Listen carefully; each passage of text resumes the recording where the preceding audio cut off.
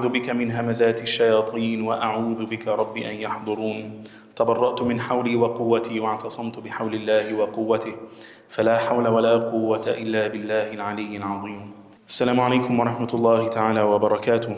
Indeed, Allah subhanahu wa ta'ala continues to shower us with His blessings and confer His favor upon us. Allah ta'ala's blessings are unending. His rizq is unending, and if you wished to count the blessings of Allah, you would never enumerate them. If you tried to list them, you will never make an exhaustive list. You'll never make a full list of Allah subhanahu wa ta'ala's blessings. It is not possible. And from the obligations in the face of blessings is shukr, gratitude. Now shukr has been reduced by many of us to a simple statement, Alhamdulillah, Ashukru Lillah, and that's it. This is what we have reduced shukr to, just to say a couple of words, but that's not what shukr is. Shukr has a number of pillars, conditions. First, that you acknowledge that the blessing is from Allah. Second, that you acknowledge that you're undeserving of that blessing. You didn't do anything to deserve the blessing. Because the opposite is what? That you consider yourself entitled to the blessing. That if I do something, therefore I deserve that blessing, making you the master, not the servant. So, to acknowledge where the blessing is from Allah subhanahu wa ta'ala, to acknowledge that you're not deserving of the blessing, to first of all benefit from that blessing in a lawful manner. You need to benefit from the blessing, and then to share that blessing with others. Now, sharing the blessing, people don't realize that this is what increases your blessing. Because Allah Jalla Jalaluhu, He said, لَإِن شَكَرْتُمْ لَأَزِيدَنَّكُمْ. If you're grateful, I will increase you. But how are we being increased in blessings if we're giving it away? Some people say, well, look, I'm losing. But think of it as like a cup of water. That cup of water that you've been given, you've been blessed with water. If you do nothing with it, if you do not share it, you drink and give others, you just look at it, I save it, I don't spend it, I don't get rid of it, I'm just happy looking at the blessing as it is. Yes? Which is what people do with money, they hoard it. What they do with knowledge, they hoard it as well. They don't share that knowledge. So what happens to water when it is standing? It doesn't move. It becomes stale. Stagnant water spoils and starts to harbor bacteria and disease. And then what happens? Now you can't benefit anyone with it, and you can't even benefit yourself. So the blessing, what happens, let's say you have a canal. Let's say a canal, a stream, yes? Water comes in from the river, and then the other end, you water plants and fields and people. But you block the flow. Stay with me, please. You block the flow of the water. When that water doesn't move, now no one benefits from it. Algae, bacteria. But what happens when you open the tap and you let that water flow? Now water comes in from the river and fills and takes up the place of the water that you gave. Now you get new and fresh water. And this is shukr. Shukr is that you give, not deprive. And when you give, you're given more. And you're given what's better. Because if you hold on to that water, it starts to spoil. So when you give, you're constantly given new and better. So whatever you have, wealth, health, knowledge, time, benefit from it and share with others. And Allah has promised you that He will increase you. So any blessing that brings you ease, brings you comfort, brings you closer to Allah, shukr, gratitude, is you share that blessing. You must. Now what happens then when you have a newborn? How do you share that blessing? Let me ask you. How do you share the blessing of a newborn? Cut the baby up and share it out? I'm asking you. How do you share the blessing of a newborn? You feed people what? The baby? What do you feed people? Rasulullah sallallahu alayhi wasallam instituted the aqiqah. Aqiqah, yes, the objective is to feed people. That what you're doing is you can't share this blessing of the baby, but you can share the effect of the blessing, which is your happiness. And what can you do? You have had a need met, which is children. So then you meet the needs of people, which is food and drink. This is a necessity they can't live without. Now you give people a necessity. You can live without a son, but you give people something they can't live without. Now you remove from them jealousy. You remove from them malice. You remove from them hatred. And actually what you do is you draw from them their well wishes, their dua for you. Yes? So instead of nazar and hasad, now they're looking at you with favor and thinking well of you. So what to say when the master of creation, Sayyiduna Muhammad sallallahu alayhi wasallam, was born?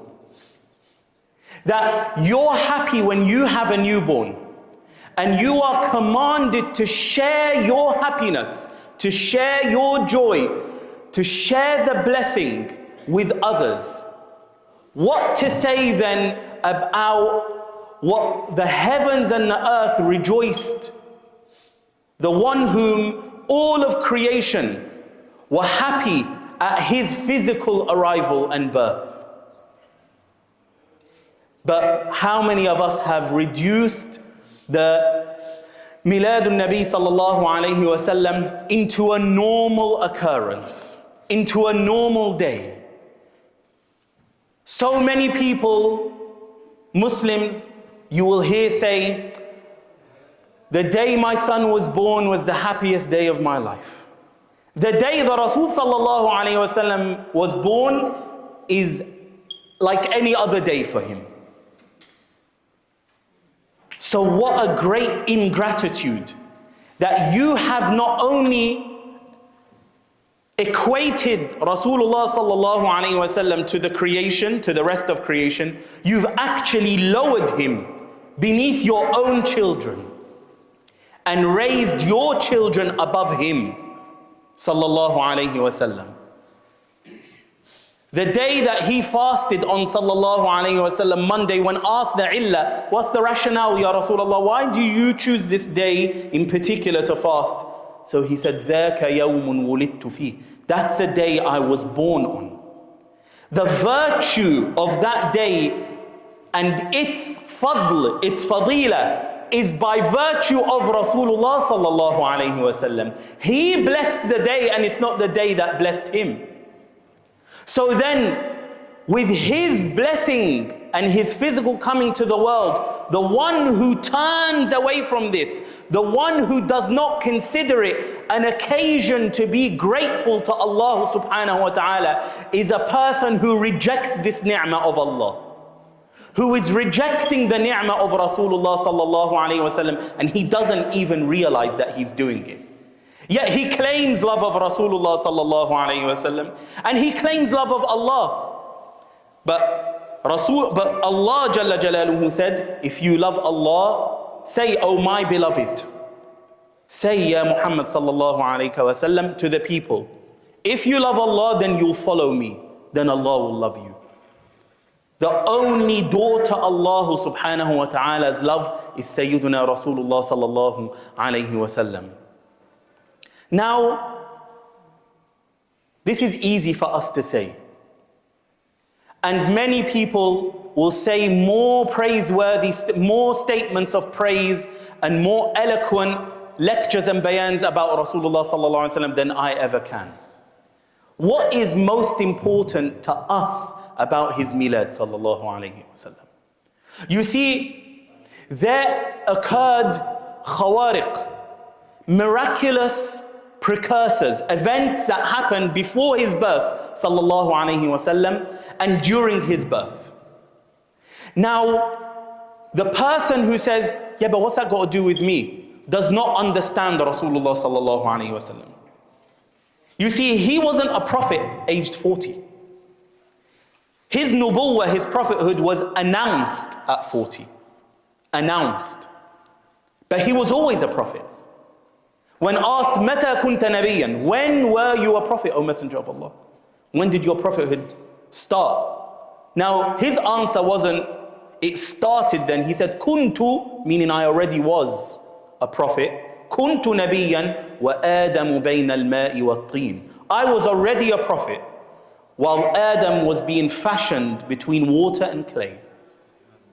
He's always been a prophet because before it was announced to him, the stones and the trees already knew that he was Rasulullah sallallahu alayhi wasallam.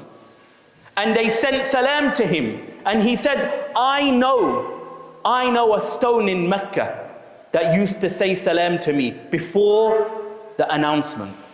So the creation already know that he's Rasulullah from his birth and were informed already of his arrival at his birth. The world changed at his birth, sallallahu alayhi wasallam. Now the question is, you are a world. Yes, you are a world.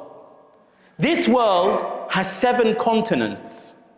You also have 7 continents. They're your 7 organs, your eyes, your ears, your tongue, your hands, your stomach, your private parts, and your feet. 7 organs, like 7 continents. That this world has governments. Now guess what? You only have one government, and that's your mind. There's no one else competing. There's no elections.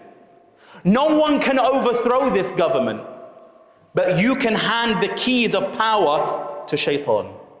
Only you can do that, but he cannot take over. You have a government. This world has many laws and constitutions, but you have one set of laws, and it's what is in your heart. Your qualities, the values that you follow, they're what's in your heart, your qalb. And the world has resources, and you also have resources, meaning your nafs. You see, we complain, oh, this government squanders the country's natural resources, the oil, the gas, the minerals is being squandered, misappropriated, misplaced, misspent. But you have resources. Your desires, how are you channeling them? How are you allocating them? Desire for women, how am I allocating that desire? Am I channeling it in a productive way that benefits myself and everyone around me through nikah? I have a desire for wealth. Am I channeling that desire to earn lawfully, to benefit myself and benefit everyone else around me? Or am I choosing to steal and to defraud and to sell alcohol? So you're a world. Don't think for a moment that you're somehow divorced or removed from reality. You are a world. Allah is not going to ask you about everything that happened on the face of this earth. He's going to ask you about your earth. You see, so many people want hukuma, they want government, and they want rule and ruleship and to be in power of this entire earth or a country. But you're made up of the same thing. Your body's made from the earth. Now, you've been given 5 foot, 6 foot earth. That's your earth. You're responsible for that and you're accountable for it. So the world changed at the birth of Rasulullah sallallahu alayhi wasallam. Now the question is, have you changed your world? Have you changed? You are a world, you are an earth from top to bottom, from head to toe. Has your world changed at his coming, sallallahu alayhi wasallam. You see, his birth has occurred. His milad has already occurred. But for many of us, his milad has not happened to us yet. His milad happened in this world, but many of us, his milad has yet to happen in our world. Now, what does that mean? His milad was the coming of guidance in the form of his sunnah, sallallahu alayhi wasallam. So has his milad occurred in your world where the sunnah now has taken over? We said that there were miraculous events, precursors, that were the irhasat, the things that occurred before his prophethood, sallallahu alayhi wasallam, and during it. So everything relating to him, sallallahu alayhi wasallam, is guidance for us until the day of judgment. These are not just nice stories that we read and we say subhanallah and then we forget about it, and they're completely unrelated to us. So we will mention just a few of them, or what has at least been authenticated and agreed upon, at least through corroborating accounts of the events, the khawariq before Rasulullah sallallahu alayhi wasallam's birth and at his birth. His mother, Sayyida Amina radiallahu anha, and of course radiallahu anha because the Prophet sallallahu alayhi wasallam's parents are Muslim. Allah will not choose for his most beloved non-Muslim parents. And Allah Jalla Jalaluhu does not hold people accountable before a messenger has come to them. And that is the clear nas of the Quran. وَمَا كُنَّا مُعَذِّبِينَ حَتَّى نَبْعَثَ رَسُولًا. Allah does not punish a people until he has sent a messenger. The minimum that is said about them is that they are from Ahlul Fatra. They are from the people of Fatra, the period between prophets, where they're not punished. And what must be said, so that's the minimum. What must be said about them is that Allah Jalla Jalaluhu did not offer the honor of physically carrying the greatest of creation, greater than the heavens and the earth, greater than Jannah, greater than the Arsh, greater than the Lawh. He did not choose a womb of a non-Muslim to carry the greatest of creation, sallallahu alayhi wasallam. So when his mother, Sayyida Amina radiallahu anha, carried him, she felt no pain during the pregnancy. Bearing him was not a heavy load. Now that's a great story. And that's the thing. Many of us have just reduced that into a story. That's it. It almost is the same as fiction to us. Because it's miraculous, it's almost unreal. And because it's unreal, we don't really believe it. Now Sayyida Maryam alayha salam carried Sayyiduna Isa alayhi salam, it said in 2 months. That was it, he reached full term. And we're happy to believe she carried Sayyiduna Isa alayhi salam without difficulty in the space of 2 months, full term. So what does it mean for us now? How do I benefit from learning that Sayyida Amina radiallahu anha carried the Rasul sallallahu alaihi wasallam without any pain? Remember we said his milad, for us it means the birth of his sunnah in our life, in our world. Her carrying him without difficulty is teaching you and me, are we bearing and carrying his sunnah with ease, or is it a burden for us? Is it heavy and inconvenient for us to carry the sunnah of Rasulullah sallallahu alaihi wasallam? You see, most people here, mashallah, of age, you have wives and your wives have had children, and you have seen the pain, and even sometimes they'll, I regret ever marrying you. They'll say crazy things, won't they? Right? I regret marrying you. I wish I was never pregnant. That kind of stuff in pain. Yes? But Sayyida Amina radiallahu anha, she felt nothing. She felt no pain. Rather, she felt joy. So for me and you, we must ask ourselves, am I carrying the sunnah of Rasulullah sallallahu alayhi wasallam with joy? Or is it for me a burden? Do I find it restrictive? Do I find it's crippling me? It's holding me back? Or do I find that it is something that is an easy load for me to bear? Because it is what gives me strength. When she delivered him, sallallahu alayhi wasallam, in the night of his birth, when she delivered him, the makhad, labor came to her, she felt no pain. And there was no difficulty that she experienced in childbirth, in delivering Rasulullah sallallahu alaihi wasallam physically to this world. Now, what do I take from this? Because this is a lesson for me now. She lived, radiallahu ta'ala anha, and the Prophet sallallahu alaihi wasallam, his milad occurred, but I want to know how I benefit in 2025. How do I benefit from this? Because if we found benefit in it, this masjid would be full. But because people don't see benefit in the mawlid, in the milad, then 12th of Rabiul Awwal is just a Thursday, bro. It's no day, it's a day no different to any other day. Because the milad of Rasulullah sallallahu alaihi wasallam has not happened in their world. So what does it mean that she delivered him with ease? For you and me, are you delivering the sunnah of Rasulullah sallallahu alaihi wasallam? This great amana, she carried an amana and gave that amana. And she gave that amana with ease. It was not a struggle for her. Are you delivering the amana, the sunnah of Rasulullah sallallahu alaihi wasallam to the world around you now with ease, with joy? Or is it for you something that is again an inconvenience?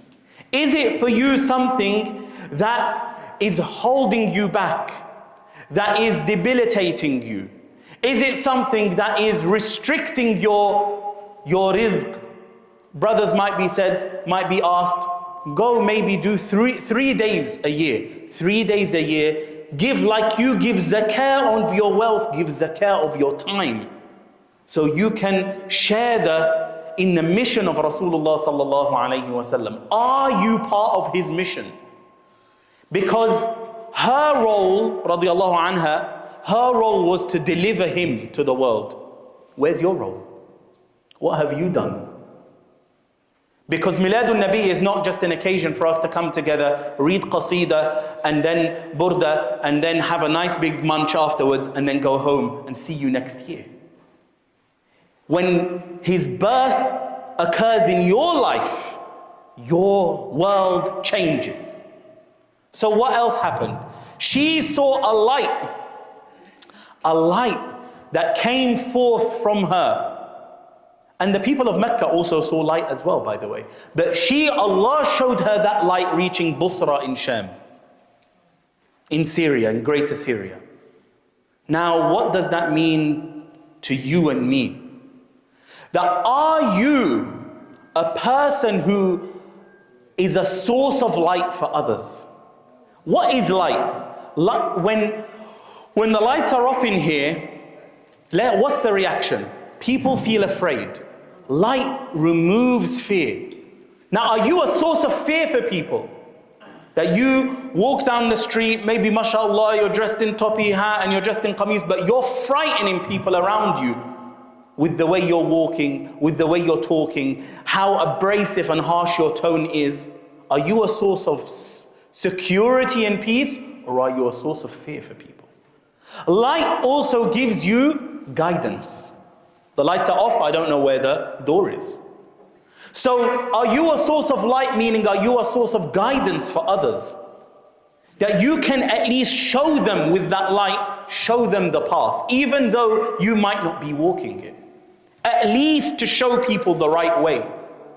Light also gives you clarity. Is that a pillar or is that a tree? The light comes on, I can see that's a pillar, not a tree. So light gives clarity, wuduh. Are you giving people clarity? of their identity, who you are, of their purpose in life and how to achieve it? Or are you increasing people in confusion? You go and you learn a bit of, you say, I'm going to do like Islamic studies. The first thing you do is you go and you study some complicated aqeedah which you don't understand, and then you go teach it to people or speak and do da'wah in speaker's corner, and 99% of the people go off there, they leave more confused about who Allah is and the Prophet ﷺ is and his angels, more confused than they came to start with. Are you a source of light or are you darkness for people? Because these two cannot coexist, by the way. You know this, yes? It's a logical principle that light and dark cannot exist in the same place. There is either light or there is darkness. Light, there is intensity to light, there is strength to light, but there is always light. There is either light or no light. What are you? Because he was the nur of Allah subhanahu wa ta'ala. Sayyiduna Rasulullah sallallahu alaihi wasallam is the guide in clarifying light. What are you? Now what happened in Mecca the night of his birth? Someone tell me, you shout out. Someone calling to tell us. MashaAllah, they must be eager, right? I know they're eager, but put your phone on silent. But what happened in Mecca on the night of his birth, sallallahu alaihi wasallam? The asnam, the idols around the Kaaba, fell on their faces and collapsed. They were toppled. They fell on their faces on the ground, indicating and symbolizing the nearing end, the end that is nearing to this idol worship. Now, for you and me, we have made idols in our life. What is an idol? You say to me, something that is worshipped besides Allah subhanahu wa ta'ala. Good. Is worship just ruku' and sujood? Because that's what we think worship is. We think worship is salah, namaz, or fasting, or hajj and umrah, or sadaqah. That's what we think worship is. That's all we think worship is. That's not what worship is. Allah said, I created you to worship me. Do we pray all day and fast every single day and night? No. It means that everything that we do is supposed to be worship, but we don't even understand what that means. It means that you make Allah your purpose. Worship of Allah means that Allah is your purpose. And everything you do helps you achieve your purpose, the pleasure of Allah. Your marriage is a partnership for you to help each other to achieve your purpose, the pleasure of Allah.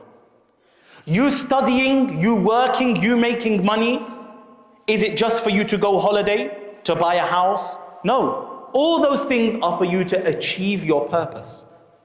That you do it for Allah, not for yourself. So worship, meaning whatever you make an idol, that's what you have made your purpose. So what are the things that people have made an idol in their life? Some people, their purpose is just themselves, their own happiness, self-worship. They've made themselves an idol. Other people have made their wife an idol.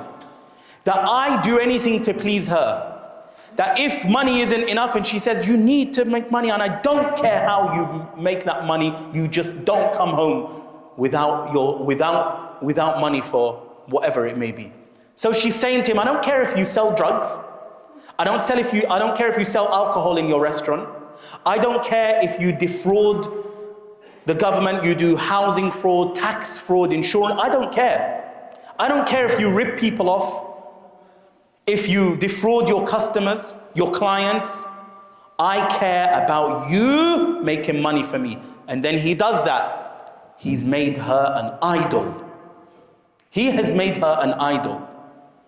And the Rasul sallallahu alayhi wa sallam, he said, a time will come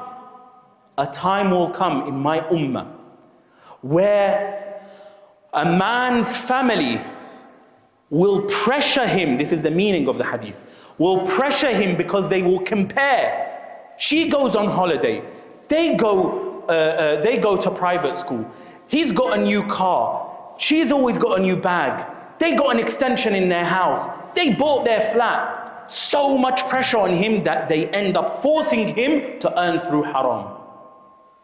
But no one's forced. He's made them an idol.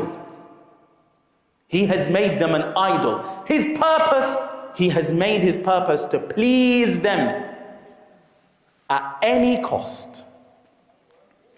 And what happens when you do that? You displease Allah. Purpose, what you make an idol, is what you do anything for. When you make Allah your purpose, you will definitely upset people. But that doesn't matter, because the Rasul sallallahu alayhi wa sallam said, "Man askhata an-nasa fi rida Allah," whoever angers people in the pleasure of Allah, meaning that the people want from him that he earns through haram. The people want him to take to use interest, riba, sood. The people want him to commit fraud in the elections. The people want him to steal, to cheat, to lie. And he says no, angering them. But to please Allah, what happens? Allah makes things for him, makes things easy for him. And Allah subhanahu wa ta'ala, this is ajib, because Allah subhanahu wa ta'ala, He controls the hearts. Those people who were angered, they eventually become pleased with Him when they see that He was truly successful. And by the way, this is a result in dunya, not akhirah. This result is in dunya. But وَمَنْ أَسْخَطَ اللَّهَ فِي رِضَى النَّاسِ, but the one who angers Allah to please people, what happens? Those very people he tried to please, those people he made his purpose, those people he made an idol, they turn against him. They become his enemy. Look at the humiliation and the degradation, that when you choose Allah, Allah makes even your enemies become your friend. Look, Salahuddin, rahmatullahi alayhi, the enemy can't say a bad word about him. Only good words about. Until today, historians are like, Saladin was a saint. But if you try to please the people, make them your purpose, an idol that you worship besides Allah, then what happens? Those very people, they turn against you, they become your enemy. You've made two enemies, an enemy in dunya, and you have made Allah subhanahu wa ta'ala your enemy. So, on the night of the Milad, the idols toppled and fell on their faces. So ask yourself now, has his Milad occurred in my life? Has his birth happened now in my world, where I have started to topple the idols and the things that I have made a purpose besides Allah subhanahu wa ta'ala? Family, career, house, car. By the way, none of these things are bad to have. Have them all, but they are not your purpose. Meaning that if you don't achieve it, your life isn't failed. A failed marriage is not a failed life. A failed career is not a failed life. Failed education is not a failed life. Failed business is not a failed life. You have been here for years and you have seen on this very road restaurant open and close and open and close and open and close. Failed business is not a failed life. The true failure is when you fail in your purpose, the pleasure of Allah.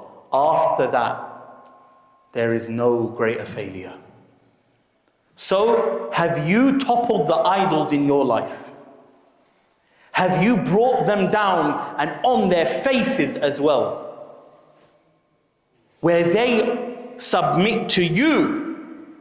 Your job, your money, your health, these work for you to please Allah. You don't work for them. You know there's that boxer, Floyd Mayweather. He says, I make money, money doesn't make me.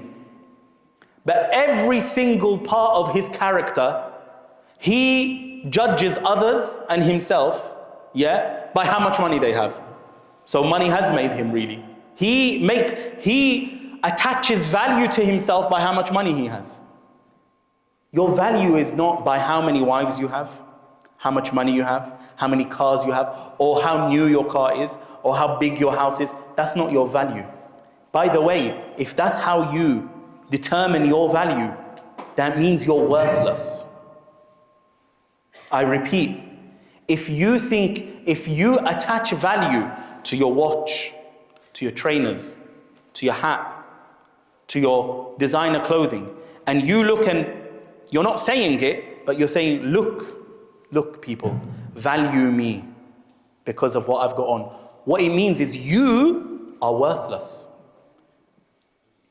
And your only worth is by what you're wearing. But Allah made you His Khalifa. You're worth more than any brand. You're Allah's Khalifa, you're His representative.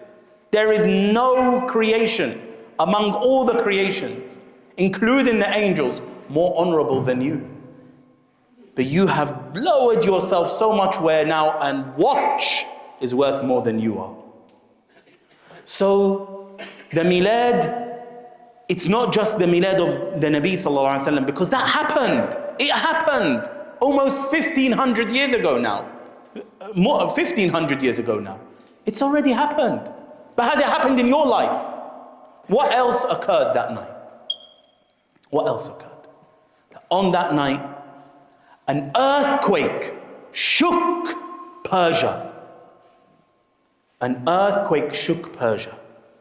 And the palace of Khosroes, a crack appeared in it. And 14 balconies they collapsed. 14 balconies collapsed.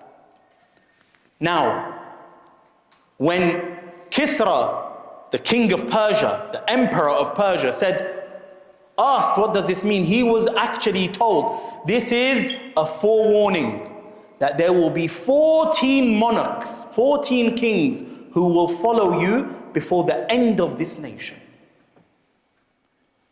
Now, what does this mean to you and me?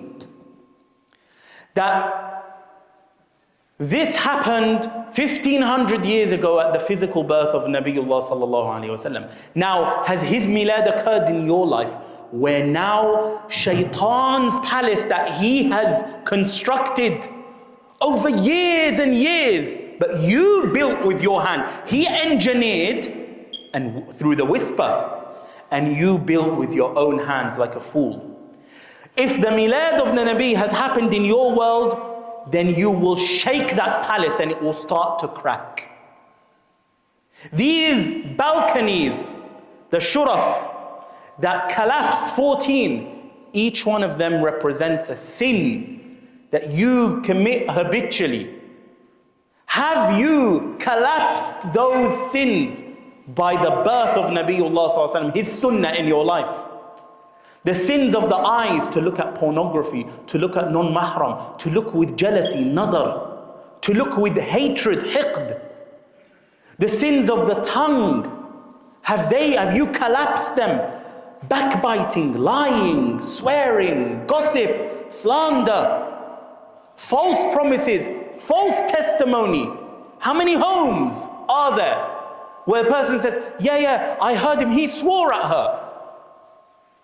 He's living at home with his brothers and his parents, and his wife is there, and the other wife is there, and they fight and they argue, and then one person, victim, and then they accuse her of saying something, and then others will make a false testimony. You think shahadat zur, false testimony, is just in front of a qadi, in front of a judge. It's in front of your parents. It's in front of your uncles and aunties. It's in front of your family and community. That habitual sin of the tongue, part of the palace that shaitan has built, the palace of sin, a shaitanic, hellish, jahannami qasr. It's a jahannami palace. If the milad of Nabi sallallahu alayhi wasallam has happened in your world, you will collapse it. You won't just look at it and say, oh, I'll take it down bit by bit, when I can. No, it should cause an earthquake where shaitan cannot rest, and you bring them down. Now, what happened to the fire that they worshipped?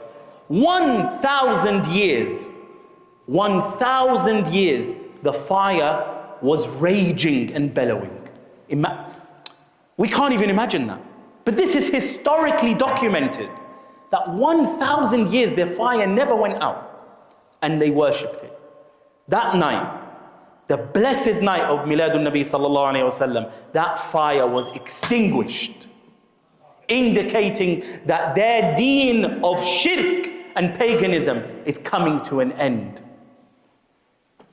Now the fire of shaitan in your life, in your world, that has destroyed your good deeds. Alhamdulillah, I do Hajj. Alhamdulillah, I do Umrah. Alhamdulillah, I give Sadaqah. Alhamdulillah. And then on the day of judgment, this person, Alhamdulillah, Alhamdulillah, he stole from someone, and he hit someone, and he even swore at someone, hurt someone's feelings. Now all the deeds he was saying, Alhamdulillah, Alhamdulillah, this person taken, that person taken, that person taken now. Shaitan burn all your deeds. All your good deeds, shaitan burn. Have you extinguished the fire of shaitan in your life, which is burning bridges between you and your family? How many? It's not a secret that our imams in this area, I was an imam for 5 years in East London Mosque. There is not a week that passes without us hearing and learning from the families themselves of disputes between brother and brother, sister and sister, in-laws, and endless. Shaitan is destroying and burning these bridges. What have we done? If we just turn up to a milad mahfil and we say that's it, like that's it. This is like saying, yeah, the Prophet ﷺ, he's got our back, yeah, we're sorted. But you have to do something. Because that palace of shaitan you built, by the way. That palace of sin, shaitan didn't build. He engineered it, meaning he said, yeah, do that. Do that. Put that brick there. Put that pillar there. Yes? And he knows how to build a firm sinful habit. That's difficult to break. But when the sunnah of the Rasul ﷺ, it's born in your life, boy, all these habitual sins, you break them. You break them. He told you before, you're never going to come off pornography. You're never going to stop swearing. You're never going to be able to stop lying. You're never going to be able to stop looking at non-mahram. And he tells you can't. Whereas Rasulullah sallallahu alaihi wasallam came to lift you up. And for you to step on shaitan. Not for him to climb on top of you. So if his sunnah is born in your life, you will collapse. You will destroy that palace of sin. And you will extinguish the fire of shaitan, which inside you burns everything. Brothers, are there sisters here, by the way?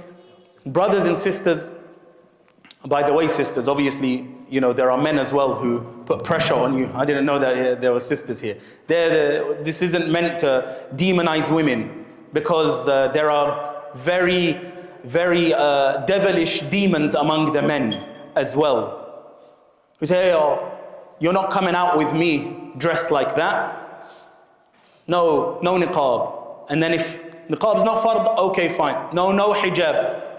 No hijab. Slap some makeup on, people are going to see you. Huh? It's fine, we'll go to a mixed wedding, it doesn't matter. Oh, my friends are there. No, you don't sit somewhere else. He wants to parade and show his wife off. There are devilish men as well. But if the woman then says, okay, and you're my husband, and I obey you, you've made him your purpose. You've made him an idol now. So it works both ways, exactly the same way. So brothers and sisters, Miladun Nabi sallallahu alayhi wasallam is not an occasion for us to just talk about the seerah of Sayyiduna Rasulullah sallallahu alayhi wasallam. It is an occasion for us to be reborn. And following what birth? The greatest birth. Who would you want to model? Imagine you're starting a career. You're starting out in a career. Younger brothers over here, let's say they want to start out in a career in football. You don't go to how the footballer was right at the end of his career. You follow his career. in parallel.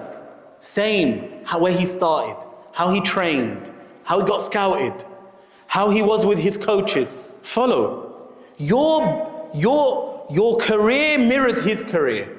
Now, Miladun Nabi Sallallahu Alaihi Wasallam is supposed to be a milad for you, supposed to be a birth for you into his sunnah. Follow him now. Follow him.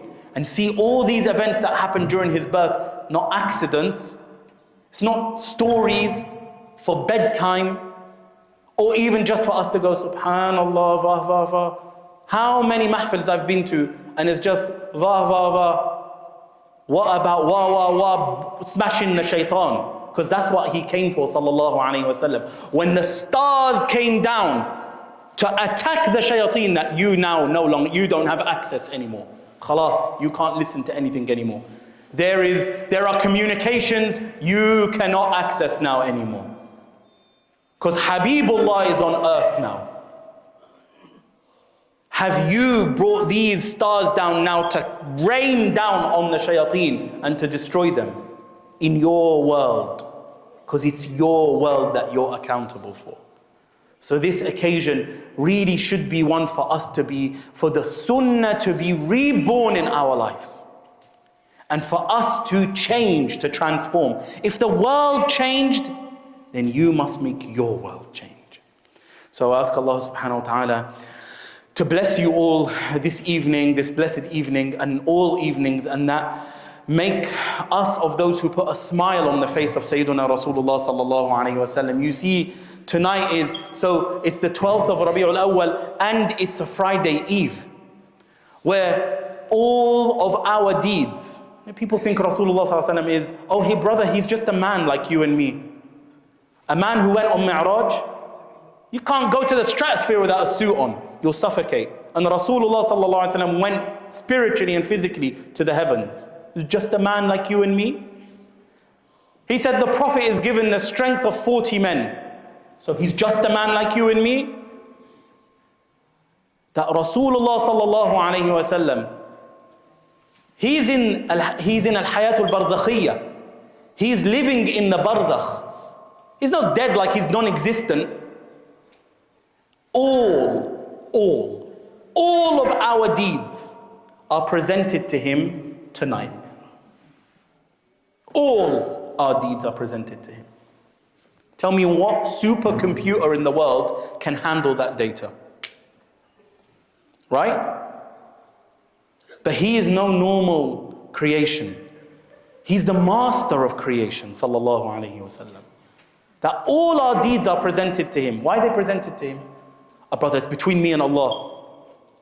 It doesn't go to Allah before it goes to Rasulullah sallallahu alaihi wasallam. But you've erased him, you've taken him out of the equation. Any good you do, he thanks Allah. Meaning now, through his shafa'ah, it's accepted. And any evil you do, we do, he seeks istighfar, he does istighfar for us. We're still benefiting from Rasulullah sallallahu alaihi wasallam. When you say he's just dead, wallahi billahi, if you read Bukhari back to front, his sunnah will never be alive in your life. Ever. And you will just be an imposter. His sunnah sallallahu alaihi wasallam is only living when you know that he is still benefiting you and will always benefit you, and you cannot even exist without him who is rahmatan lil alameen. Mercy for the creation means always mercy for the creation. He wasn't mercy for the creation for 63 years and stopped. He was always mercy for the creation and will always be mercy for the creation. There is much to say and little time to say it in. And so I went way over time. Actually, I was given 40 minutes and I said, I can't speak for 40 minutes. I've spoken for 55 now. So we thank the committee and the management of the masjid and the blessed ai of this masjid and the blessed jama'ah and congregation of this masjid, that you should now be equipped and there should be a rebirth now.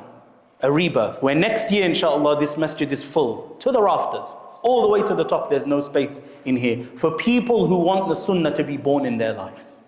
Subhana rabbika rabbil izzati amma yasifun wa salamun ala al-mursaleen walhamdulillahi rabbil alameen.